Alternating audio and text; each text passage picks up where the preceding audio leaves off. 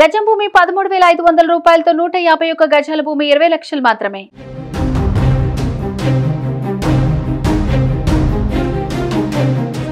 Big boss title winnowing తర్వాత పల్లవి Prashanth hero అయ్యాడా, villain అయ్యాడా?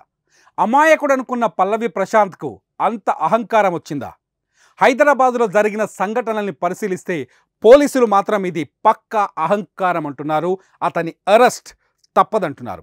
Big boss season 7 title గెలిచిన ఉత్సాహంలో పల్లవి ప్రశాంత్ అతని అభిమానులు చేసిన హంగామాపై పోలీసులు చాలా సీరియస్గా ఉన్నారు. ఇప్పటికే కేసులు నమోదు చేయగా పల్లవి ప్రశాంత్ను అరెస్ట్ చేసేందుకు కూడా రంగం సిద్ధమవుతున్నట్టు తెలుస్తోంది. పోలీసు అధికారుల మాట వినకుండా లా అండ్ ఆర్డర్ సమస్యను క్రియేట్ చేయడంతో ఆయన్ను అదుపులోకి తీసుకోవచ్చని టాక్ వినిపిస్తోంది.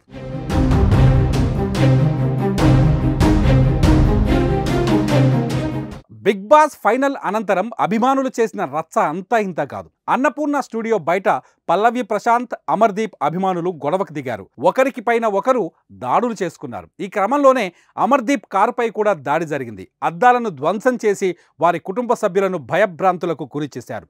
అంతటితో ఆగకుండా ప్రైవేటు వాహనాలు, ఆర్టీసీ బస్సు అద్దాలను పగలగొట్టారు. ప్రభుత్వ, పోలీసు వాహనాలపైన కూడా దాడులు చేశారు.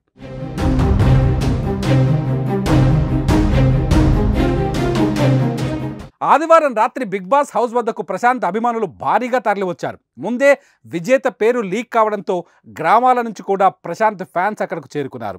అభిమానుల తాకిడి ఎక్కువగా ఉండడంతో హౌస్ నుంచి ప్రశాంత్ రాగానే పోలీసులు అతన్ని అక్కడి నుంచి పంపించేశారు. అయితే కాసేపటికే ఫ్యాన్స్ను వెంటబెట్టుకొని మళ్ళీ ప్రశాంత్ అన్నపూర్ణ స్టూడియో వద్దకు వచ్చారు. ఈ క్రమంలోనే అభిమానుల మధ్య గొడవలు జరిగాయి.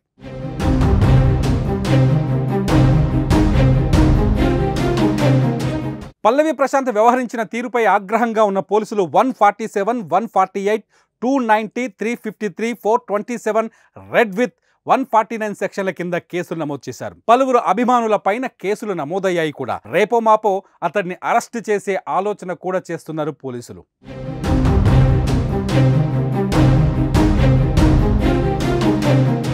పోలీసుల కేసులపై ఓ ఇంటర్వ్యూలో స్పందించిన పల్లవి ప్రశాంత్ తాను ఏ తప్పు చేయలేదని చెప్పుకొచ్చాడు. కేసులు పెట్టుకుంటే పెట్టని అంటూ జవాబిచ్చాడు.